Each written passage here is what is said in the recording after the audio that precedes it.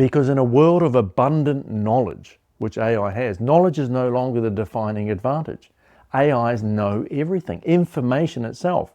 And we used to have an economy where the more you knew, the more knowledge you had, the more advantage you could gain. Well, that's been taken away. So what's left? Really quickly, my name's Matt Hart. I had and have been a brand and a global innovator in the world under a thing we call Better Ideas Faster, or BIF. BIF, kapow, this represented that spontaneous moment of inspiration, of ideation, of a thought coming to you or coming through you or channeling through you. And that moment of BIF was capturing that moment that we all have the capacity for, but sadly too many of us lose that innate confidence in.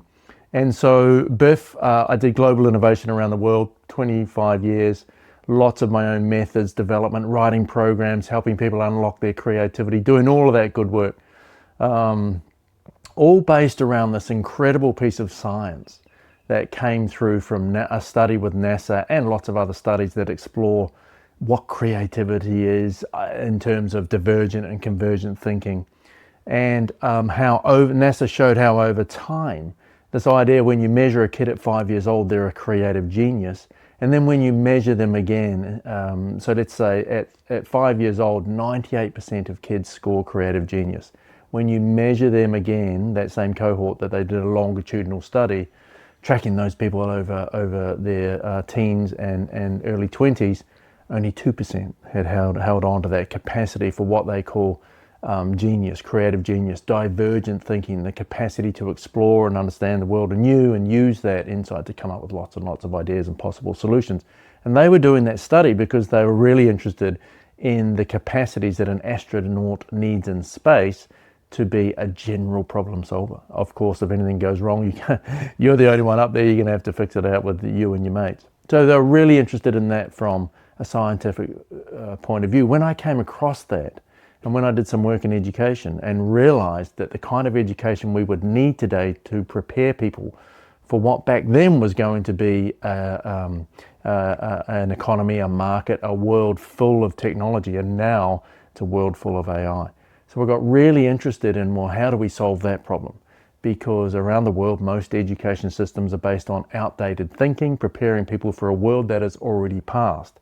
And so Yoni and I took BIF into education, into kids' development, into primary school, into intermediate or middle school, and then into senior college and building young innovators. And then we supported communities around that. We had to train educators and doing school culture to embrace creativity and innovation, incredibly hard, as you might expect.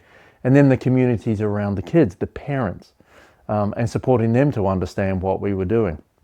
So in doing that work, we still did most of that work under BIF, and then a lot of the programs and products that we produced had some kind of line of sight to BIF, so BIF Kids, or Maddox. In the story of Maddox for middle school, which is a graphic novel and workbook, there was a BIF bot who represented AI and robotics. And then we called the 101 program a BIF 101, learning the sort of 3 disciplines of innovation, MPD, new product, people and creativity, culture, and then learning to put those things together.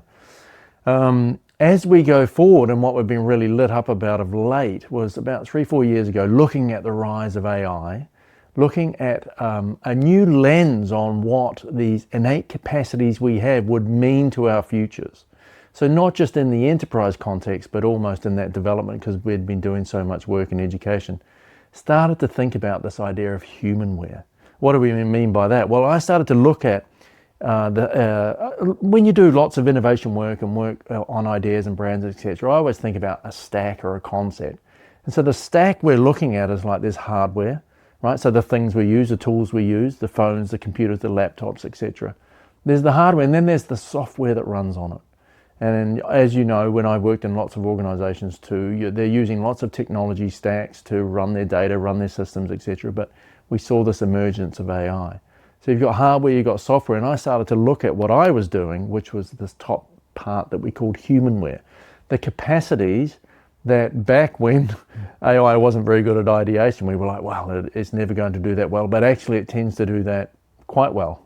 And now with this approach, the development from AI into the agentic world, the agents that can work on your behalf, What I heard back working with Cisco about 15 years ago, if not longer, was that what can be digitized is being, what can be automated is being, and technology and AI is continuing to eat into that stack. And so eating through, think of it as the stack, this hardware, this software, this humanware. What is it about our humanware that is irreplaceable? Because in a world of abundant knowledge, which AI has, knowledge is no longer the defining advantage. AIs know everything, information itself. And we used to have an economy where the more you knew, the more knowledge you had, the more advantage you could gain. Well, that's been taken away. So what's left? Well, I believe, and the work I'm now doing is exploring this notion that it's your humanware. Still, your curiosity, your empathy, your capacity to collaborate with others, your resilience when things don't work out, the truth about yourself. And so started to really express humanware as this, as I say, this advantage that AI won't get into, and it's the irreplaceable part of yourself. Well, what is that irreplaceable part of yourself? It's your lived experience. AI isn't sentient. And so what is your lived experience and the experience that others feel of you? The story you can put into the world, how you surface that, and how you can build new community and belonging around that.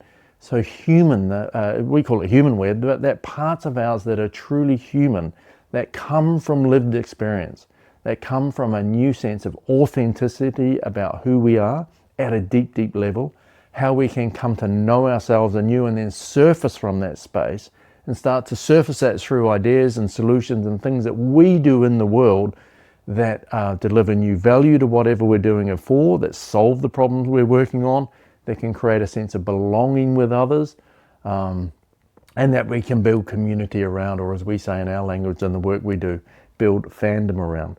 And I think the real flip that's coming today is not that AI is going to take that away from us, it's that we can use AI to actually unleash more of us, to unleash more of that skill, that talent, that truth, that who we are, the idea of us, the idea we want to put in the world, the life and the work we want to create. Those and more around that we're exploring, that I'm exploring both through in the works I do, but also putting some rigor behind it and doing a PhD around it and a thesis and really exploring it in a robust, disciplined way. That is going to be the defining advantage, because as we say in what I'm now doing, it's not around what you can know, it's who you can become. And that who you can become with degrees of truth and authenticity in a lived experience that others can feel and so want to be part of that with you. They want to employ you. They want to give you funding for your idea. They want to join your fandom or your community or go with you in the communities and fandoms that you're part of. That human experience that we share through shared value, reciprocal value that circulates amongst new kinds of economies. And so what I would love to do in this reset we're going through, this reboot, this public experience of putting myself back out there, doing these little short updates and videos and longer masterclasses that we'll do, come follow us. Come on the journey with us. We're going to have all kinds of products and programs experience that we've always had that have sold to organizations all around the world. Some of the biggest brands you know and love and experience every day. I've worked with them. I've innovated them. I'm taking out those skills and experiences that I've had as knowledge and starting to give it to you through this lens of what we call humanware, so you can come and experience that for yourself.